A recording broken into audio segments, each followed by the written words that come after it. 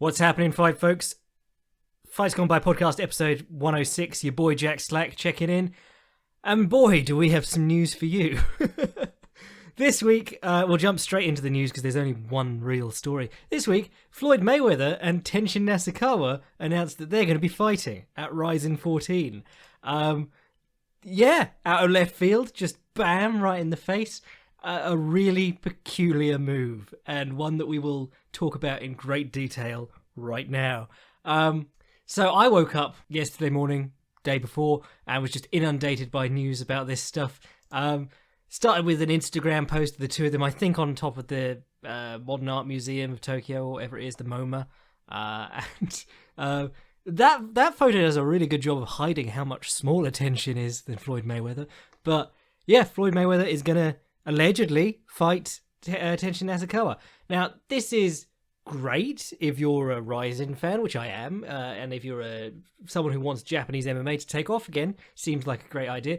How better to get all the eyes in the world on your brand. It's kind of consistent with what Floyd Mayweather had previously been thought to be doing, which was trying to break into the Japanese market. Japan very big on boxing because they always have really good boxers in the lower weight classes, and also because he wants to do, or he did allegedly want to do, Mayweather-Pacquiao 2 and try and do it in Tokyo. The whole thing is sort of like a questionable idea because you're doing it in a market that isn't as ripe for pay-per-view buys as North America has historically been, particularly for Floyd Mayweather. But the best part is this is Floyd Mayweather continuing his grift of boxing people who have never taken a professional boxing match. It's absolute genius. Even more genius is the fact that, because he's doing these weird announcements like, I'm going to fight Conor McGregor and I'm going to fight Tenshin Nasukawa, and the McGregor fight happened, which means that people are now like, well, anything can happen. There's still people like idiots all over the internet being like, just debating all the possible rules that could make it fair. And you're like, no, do you not know who Floyd Mayweather is? He's not going to take the rules, any rules that he hasn't already worked under for years and years and years. And it's even better because all he needs to do is put on MMA gloves for a photo and put it on Instagram, and people go, oh, maybe it's in MMA gloves, maybe he's training for MMA, maybe he's not fighting Tenshin Nasukawa at all, maybe he's coming to the UFC to fight Conor McGregor. It all makes sense because obviously Conor McGregor not in the title picture anymore. What better time for Floyd Mayweather to come over? And you're like, shut the fuck up. He's put on some MMA gloves to make you do this and freak out. He's just going to fight a boxing match, and it could go one or two ways. It could be an exhibition match. It could be a 3-round exhibition match where he doesn't do anything. And in that case, he wouldn't even really need to train for it. It could be a full boxing match, a full 10-round, maybe even 12. What was McGregor scheduled for 12 rounds? Because they had that stupid money belt on it. But it could be a full boxing match, and then exactly the same thing that would happen as happened against Conor McGregor. He would just walk Tenshin down, tire him out, because Tenshin has tired out in his two most recent... No. He's probably fought some scrubs in between, but the two fights, Swakim and Rodtang, he very clearly gassed in both. There's no rolling thunder to save you in the boxing ring. And add to that Floyd Mayweather is 20 pounds heavier and 4 inches taller than Tenshin Nasukawa, or at least his natural fighting weight is around, that much.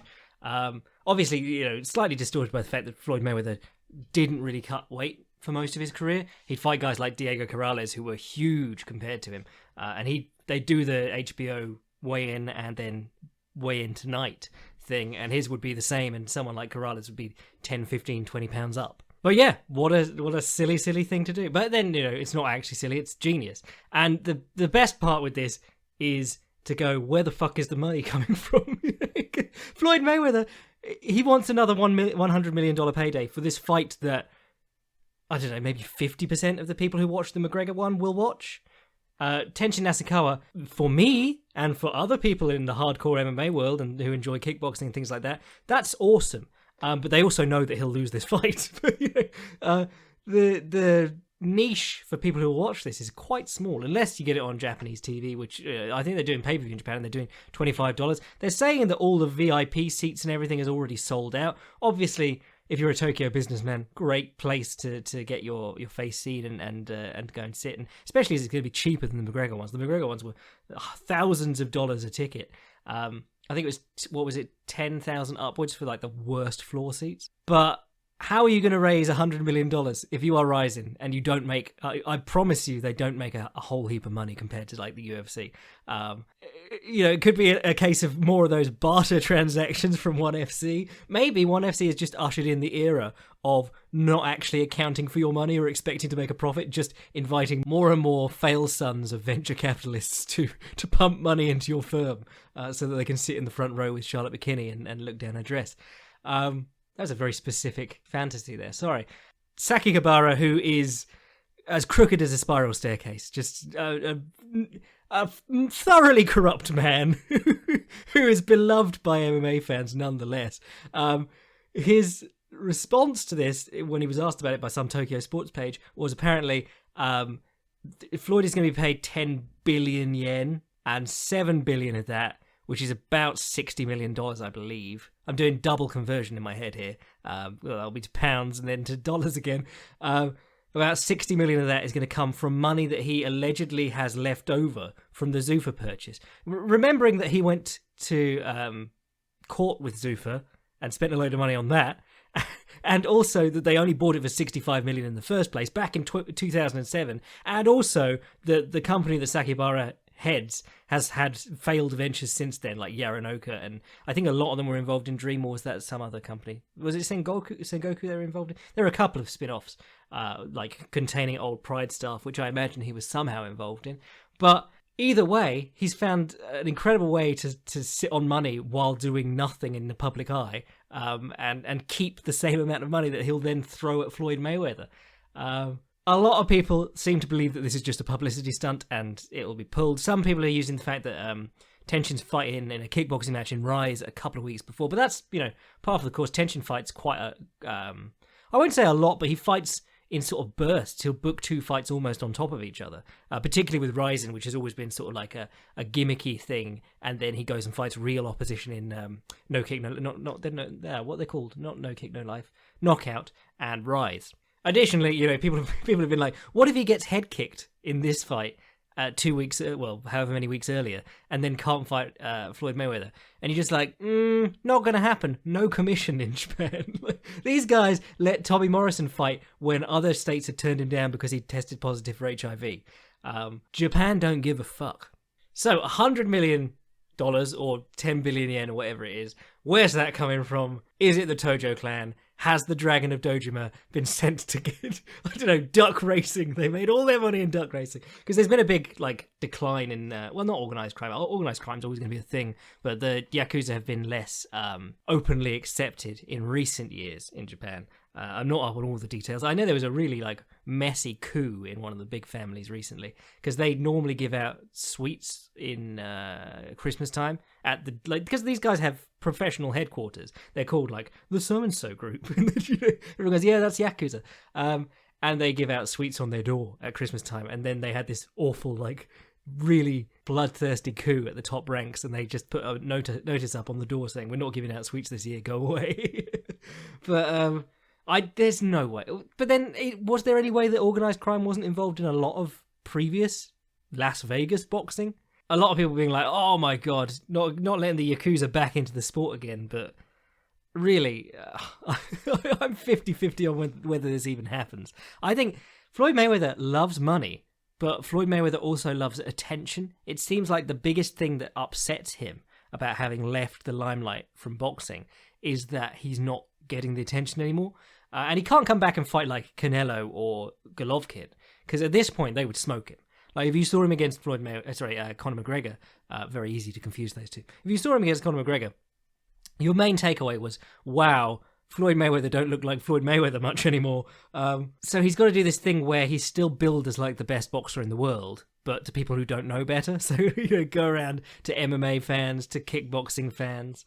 And a lot of Tenshin Nasukawa fans are mainly people who know him through MMA. They tuned in to watch Rising, and they advertised this guy who is, incredible, but they are seeing him at the best possible light because Rising just stacks his record with cans, where he's fighting decent ties over in Rise. Well, I need another cup of tea, so bear with me.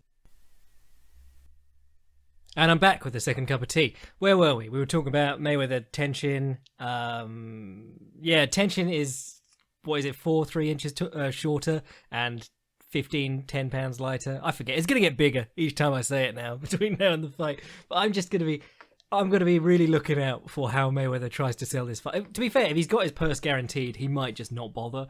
But he's very famous for like releasing rumors about himself getting knocked out in sparring by Zab Judah and shit like that. Though they're not really rumors because it's Zab Judah, of course. But expect him to grow his hair out and dye a streak of it grey and turn up to the press conference with a cane being like, oh, it's all right, it's just my hip. It gets a bit like this in the cold weather. Whatever it takes to convince people that he's lost a step. And he has lost a step, but he's not lost a step to the point that he's going to lose to guys who have never professionally boxed before. Oh, this is so weird. And remember Glovegate, 8-ounce gate, when Floyd was acting like... When everyone was acting like 8-ounce gloves would be the difference between a first-round knockout or not versus McGregor. McGregor was like, well, he's scared to do the 8-ounce gloves. And then Mayweather was like, oh, I will do the 8-ounce gloves. And they appealed for the Las Vegas Commission to change their own rules to allow it. And the Las Vegas Commission put out a statement and allowed it so that the headline could go around, 8-ounce gloves, McGregor territory. Even though Floyd had fought half his career in 8-ounce gloves. Oh, he's you got to appreciate it. He's a master con man. However, you know, if Rising can get all the eyes on it, who cares if there's huge amounts of Yakuza money going into it? You're only really feeling betrayed if you take Sakakibara at face value, like people do with Scott Coker. Oh, bonus, Scott Coker came out and was like, yes, in the theme of this, I would happily do Darian Caldwell versus Kyoji Horiguchi. Darian Caldwell, actual bantamweight, now gone up to featherweight, versus Horiguchi, fighting at bantamweight because there's no one for him to fight at flyweight.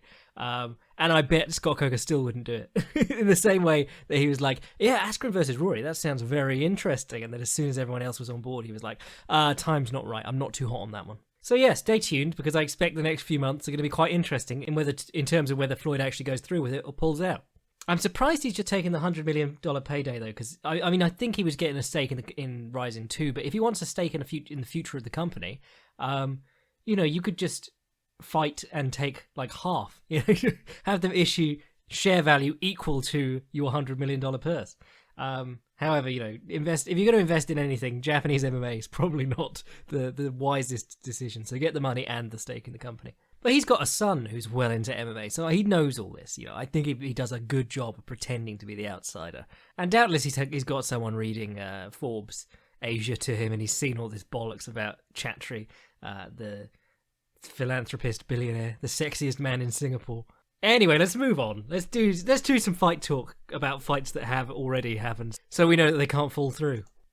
Though if you're Floyd Mayweather, you have enough money that you could just bus in, or fly in rather, Tyron Spong, Ernesto Houston, people like that, on a rolling rotor to the McGregor compound every other week, and learn to kickbox secretly over the course of like 4 years.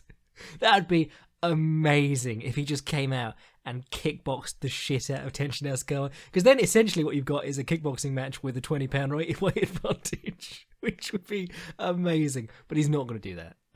As Joe Rogan famously said, he's about one low kick away from having his whole worldview changed, and he knows that. You know, everyone knows that. If you're a boxer and you're good at boxing, you lead legs out there on a plate. Anyway, let's move on. UFC 230 is in the books. You know, that highly anticipated fight between Daniel Cormier and Derek Lewis that went exactly as everyone expected. Derek Lewis did nothing clever, didn't try anything. You know, he knew he was going to gas out and get taken down, and he didn't do anything. He just threw a jumping kick, as he always does. Threw a good low kick, which fair enough, but just awful. And DC took him down. There was a nice ankle pick as he was getting up. I mean, that's the thing about Lewis. He's strong, and he's also very good at creating the momentum to get up. He'll swing his legs, he'll bridge, he'll turn, and he just makes sure that he gets to his knees and then up to his hands and feet. But where most of the heavyweight division is like, oh fuck, he's gone, at that point Daniel Cormier is just like, nope, taking you down again. And they've still got Daniel Cormier wearing both belts, even though they've basically admitted that he's not going to be defending the light heavyweight one, and the light heavyweight one is going to the winner of Jones versus Gustafsson. Because why not? But the rest of this card was shit hot. You had Shane Burgos, whose head movement I really liked against Calvin Kattar, showing equally good head movement while getting punched on his back, and threw up an armbar, got a submission. Lando Venata and Matt Favola had a really good fight. Majority draw, which is just standard Lando Venata, really. He I feel like Orlando Venata could have a really close fight, which he loses or draws, against the best fighters in the world and not the best fighters in the world. He's just one of those weird guys. Lyman Good starched Ben Saunders. That was sad because I thought Ben Saunders landed a really nice counter just before that, but Lyman Good had him along the fence for a lot of it, and then just cracked him. Shaman Moraes versus Julio Arce. Arce. I believe it's Arce or something like that, but I like Arce. And I cannot lie. Yeah, I thought this was a really good fight. I really enjoyed this. Split decision, and I thought the first time it was a bit of a joke. Well, one of them was 30-26, which is a bit of a joke, but first time I thought, wasn't that close, but second time, I thought it was a little bit closer. Arce, he clearly is much better a grappler than he is a striker. He came out with this jab, and he really dipped into it every time, stepped deep. I like a good deep stepping jab, one that tickles my belly button from the inside. No, I like a good deep stepping jab, but I feel like if you don't mix in flicking jabs, normal jabs, other things like that, you're losing a lot of the unpredictability of the weapon, and then it just becomes a straight power punch going on its own. And that's what it was becoming against Moraes, because he could just thread the right straight down the centre every time. Arce was southpaw, obviously. But Arce gets dropped, does an amazing job of fighting from a stacked position. Stacked position is a really interesting one in jiu-jitsu because not a lot of guys do it very well anymore. You've got guys like Murillo Santana, who BJJ Scout loves, and he's been working with the Meows, so they occasionally sort of go to underpasses and things like that. But they don't get the proper stack very often. They more threaten the underpass, and then the opponent straightens their legs and they jump over for either an over-underpass or moving straight up to half guard. Someone who's really good at stacking passes and really isn't very noticed for it is Keenan Cornelius, because everyone knows him as a guard player. But he's very good at getting his opponent up on their shoulders, in that like shoulder stand position, which is a hard position to really play well from, because he basically pointed their tailbone straight up, and they, you don't have an effective range of motion below your tailbone with your legs, that is. Sakuraba very famously stacked Royce Gracie by the belt and punched him down the middle. BJ Penn used to look for stacks too, but very him and Keenan Cornelius actually both stack by getting the ankles rather than getting deep underhooks on the leg and trying to pull the opponent up the front of the knees. But yeah, in this fight, being stacked protected Arce a lot of the time. He used his arse to protect his face. He used his hamstrings, which was really weird. And he kept hitting those lovely little half Granbys back to guard. So he looked really good, kept himself safe. Really nice example of how to recover when you're hurt and knocked down. Then he gets Moraes in a clinch along the fence, starts trying to pull him off with the body lock and get on his back. Gets in good position with the body lock, but can't get Moraes' hips off the fence. So he climbs on the fence and uses that to carry his knee across. He put his feet in the fence to do it, which the ref didn't warn him for, but it was very cool and I'd never seen it before. Jordan Rinaldi versus Jason Knight was great. I said when I saw this fight, Jason Knight should be on every card. I love Jason Knight. Just a crazy man. Hick Diaz, that's what they call him. And Jordan Rinaldi looks like Forrest Griffin from the waist down, from the waist up, and then from the waist down he's a featherweight. It's really weird. Like this massive upper body with like Forrest Griffin body hair and Forrest Griffin head and hair. But did really well taking Knight down. And then Knight gets far too comfortable playing rubber guard off his back. And the problem with rubber guard is it's very hard to hit a stand up from rubber guard because your whole objective is to pull the opponent down onto you.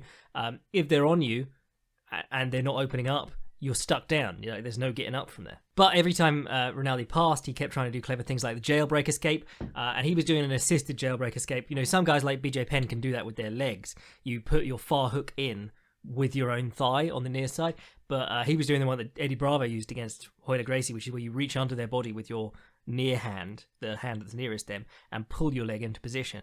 He did that the first time, escaped to butterfly guard. Second time he did it, Rinaldi just walked around his head and attacked a Kimura on the far side and then took his back, which was lovely. Really good fun fight, I thought. Carl Robertson and Jack Marshman went the distance, which was surprising because Jack Marshman was taking a licking. Carl Robertson kept catching him with that same open side counter, but he was really swatting it in like a roundhouse punch. Marshman started to get to him with combinations though. If I were in Marshman's corner, I think I would have really been stressing the feints because it's not Robertson, it's Robertson, was really getting his timing down. And there wasn't much going on to throw it off until later on when he was throwing longer combinations. Jared Cannonier, always sort of like a border boy, on the edge of boyhood, but just not. I kind of struggle to give guys boys standard if they're like gassing in the first round. And Jared Cannonier, for a little while, well, if you saw him against Glover Teixeira, that's when I was like, oh, this lad's close to being a boy, because he boxed Teixeira up. Teixeira was worried about standing with him. And then Teixeira just took him down and he couldn't do anything and got knackered. But now, yeah, he's gone down to middleweight. He's working in Arizona with Benson Henderson and John Crouch at the MMA lab, I believe.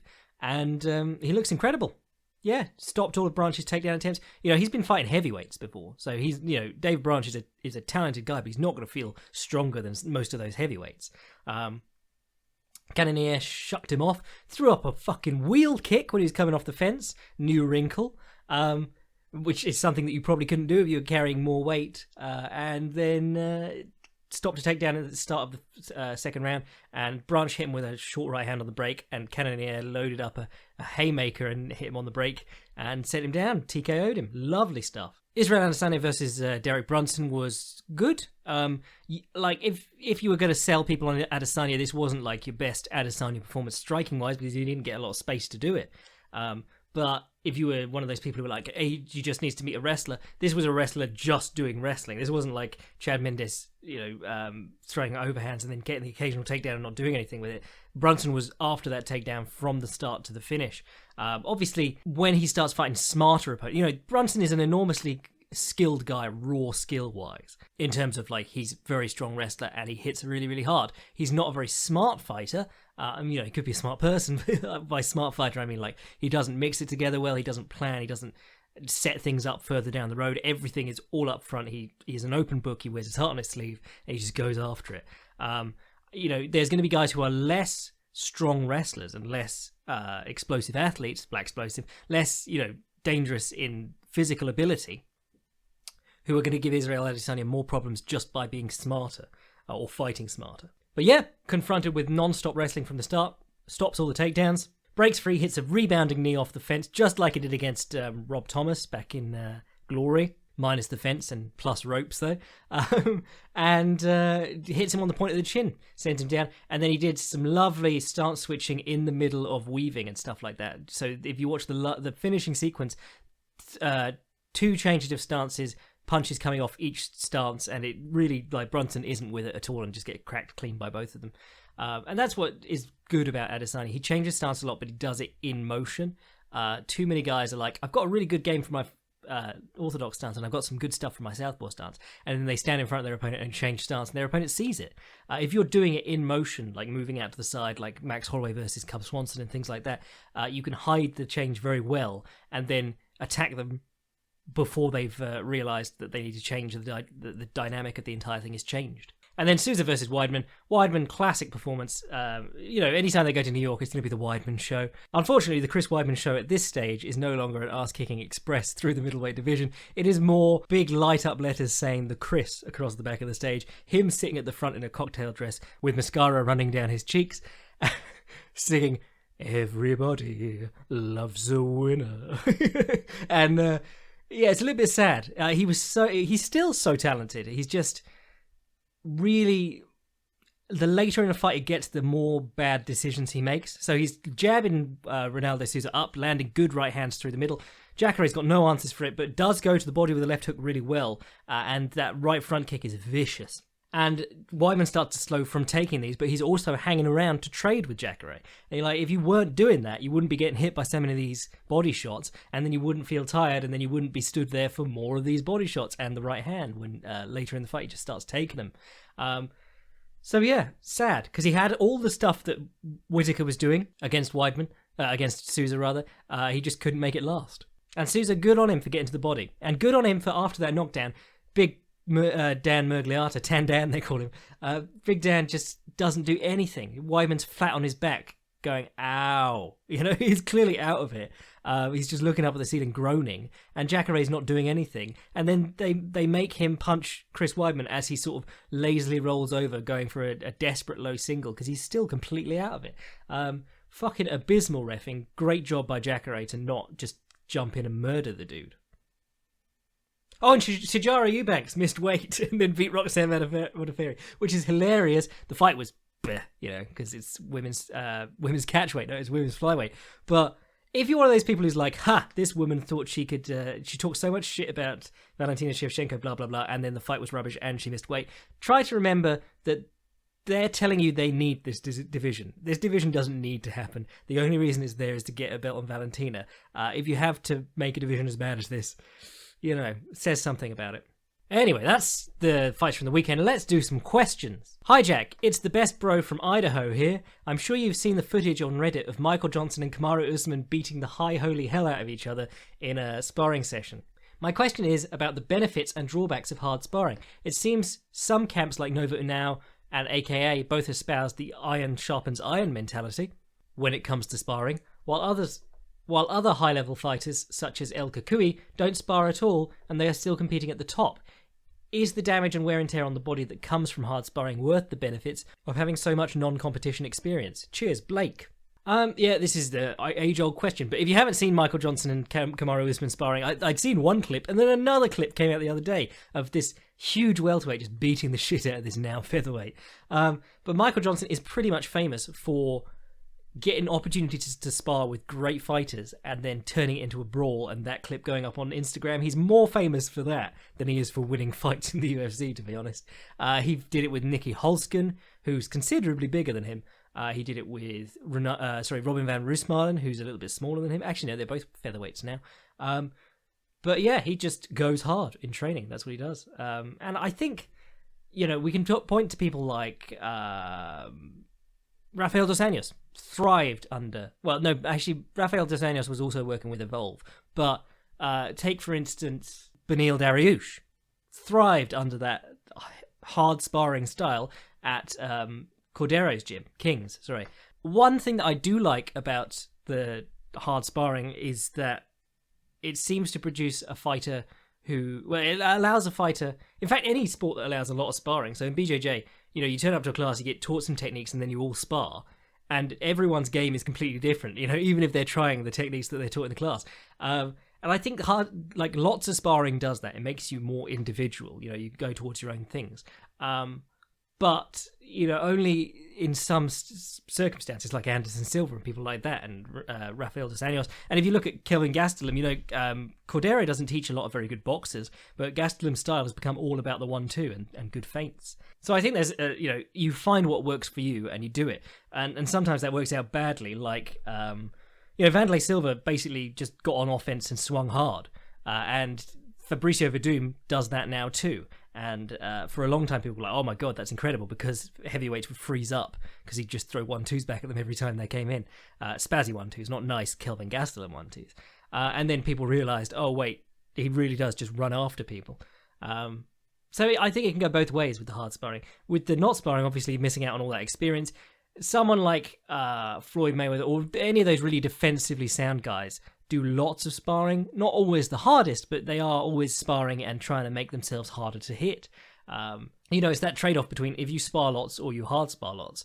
Are you there taking and giving shots, or are you are you there with someone trying to kill you and you're trying your best to mitigate everything they do? Because you can either come out like an offensive wild man or a defensive genius out of that, depending on how your day-to-day practice is going. And with people like Tony Ferguson, you know, saying they never spar, I think there's probably an exaggeration.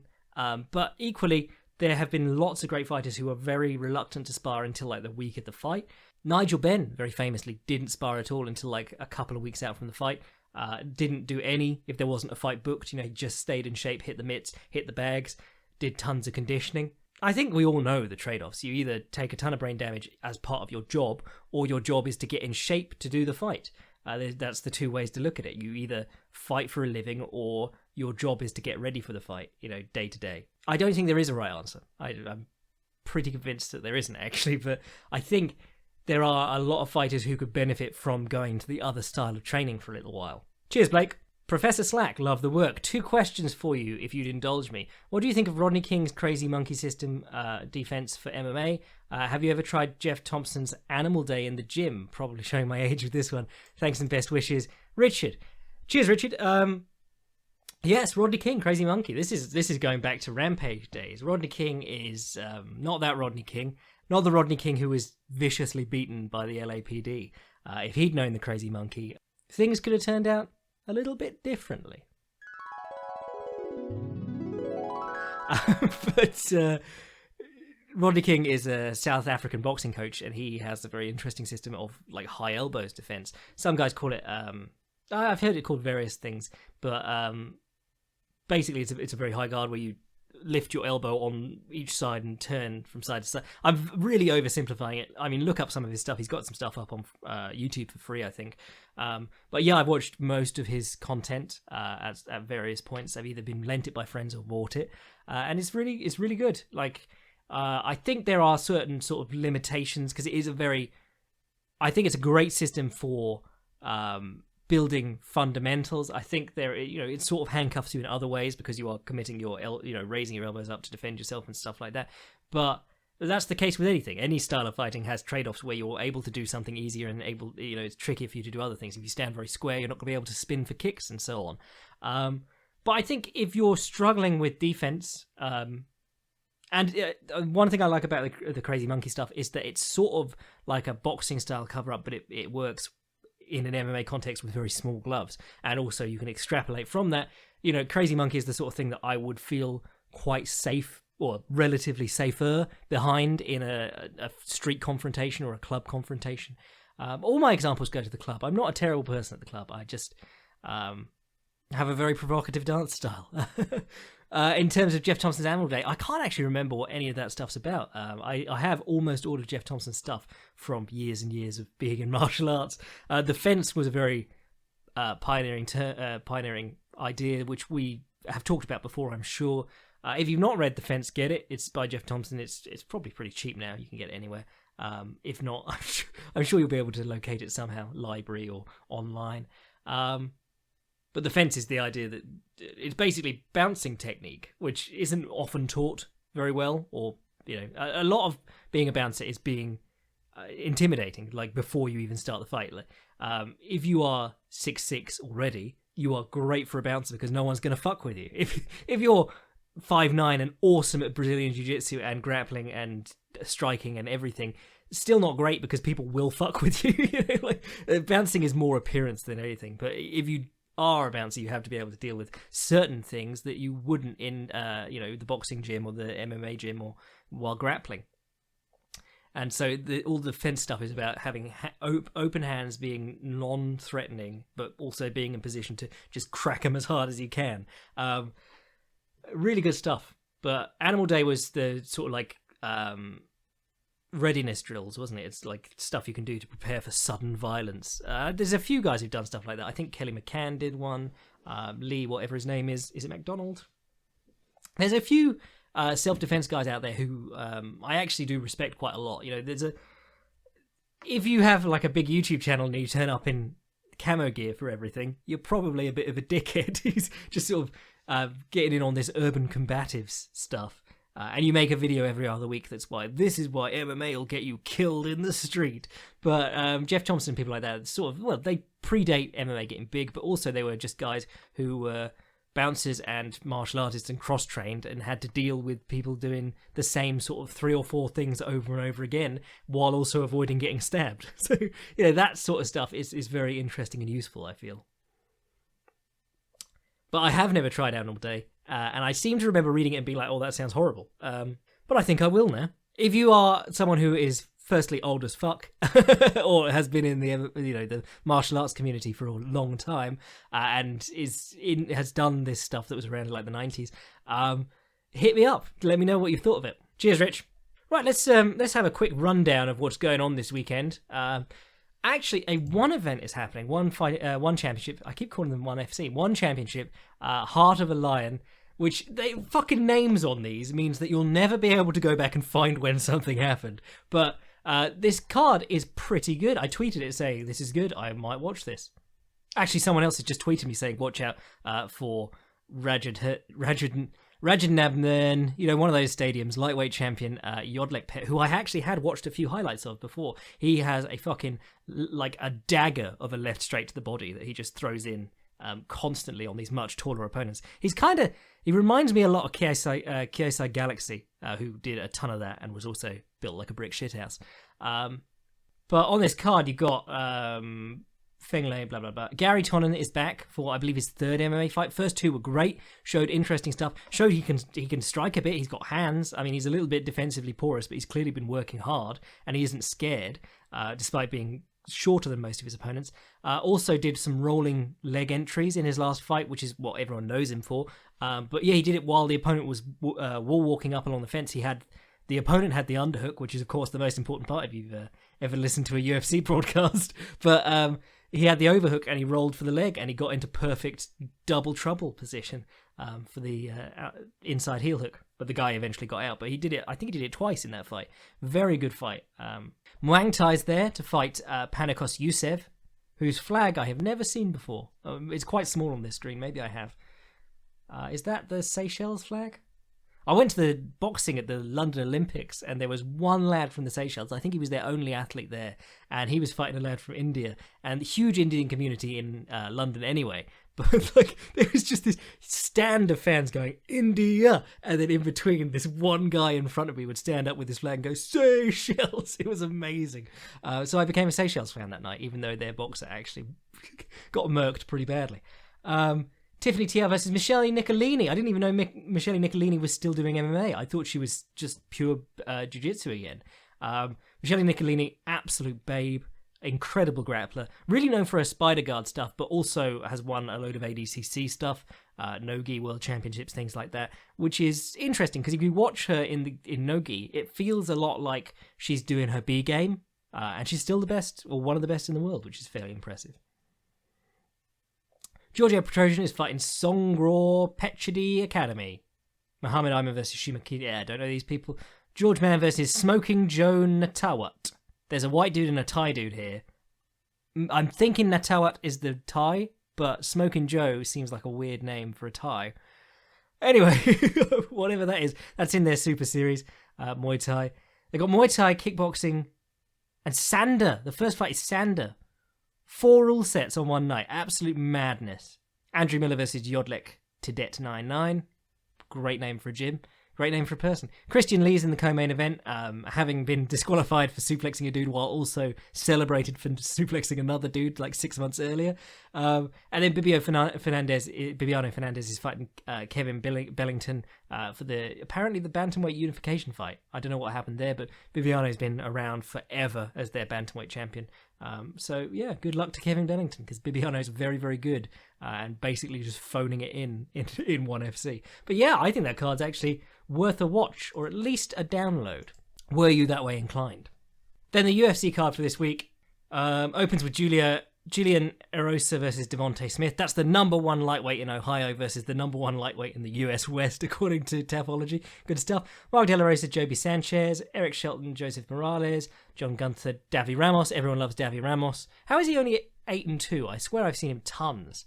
But Davy Ramos won, I think he did win ADCC a couple of years ago. It was the one that no one attended, but he won it by jumping armbar over the guy's guard. It was incredible. And I think it was was it Lucas Lepre? I can't remember, but it was fucking incredible. And I'm sure I say that every time we pull up Davy Ramos, but never mind. Beneil Dariush is back, and why is he so low down the card? That's a top 20 lightweight in the world you're talking there, versus Thiago Moises, who is number 97 lightweight in the world, according to Tapology. Let's see what he's done lately. Doing my J-Lo, but what have you done for me lately? Oh, he came in off the Contender Series with a good head kick knockout, I remember. Okay, well, that's fun enough. That feels a little bit like letting Dariush get back on track, because the Hernandez one was, I mean, it's so rough if you're taking a short notice fight in the lightweight division. To basically save the fight, you're taking another opponent on short notice. And in the lightweight division, dudes are fucking killers. And then he had that cancelled fight against Chris Gritsmacher, the Grits. So yeah, rough for him because he was beating up Edson Barbosa in 2017 and he's not really done anything since then. He drew with Evan Dunham, lost to Hernandez and had 2 cancelled fights in between. So a guy with enormous potential, but just on a bad streak of luck. Well, I mean, not luck, because Hernandez was trying to punch him in the jaw, but you know what I mean. Amanda Cooper versus Ashley Yoder. Fair enough. Oh, Chaz Skelly. He of the Skelly choke, the fastest choke in UFC history, I believe, against Bobby Moffitt. Nice. Luis Pena versus Maya. Oh, Joseph Benavidez is back to fight Ray Borg. Hey, good. I hope Ray Borg gets a big payday. because he's having a rough year. I mean, I've never thought of him as like one of the best fighters in the world, even though he is ranked as one of them. But, you know, he's had such a shitty year. And the Brendan Shaw offering to pay for his kids' surgeries and stuff actually choked me up. Like that, you know, we laugh at the B-Dog for being having terrible takes all the time, but he seems like a good guy. And he's fighting Ray Borg is fighting Joseph Benavidez, not Brendan Shaw. God, that would just be a murder. But Joseph Benavidez, God, in his last fight, he looked absolutely terrible. He's changed. I think was he Extreme Couture or something? But the change of coaches has clearly done a number on him, because he was just looked like day one striking. And I know he's a better striker than that, or has been in the past. And I know that the coaches at wherever he is can coach him better than that. It's just a case of changing and then not gelling with whoever he's working with. Yet. Raquel Pellington versus Jermaine Durandamy. Oh, no, nothing further needs to be said about that one, I think. Oh, and that's on the main card. It's like they don't want people to watch. And then Donald Cerrone versus Mike Perry. That's a fucking banger. Like Mike Perry, to be honest.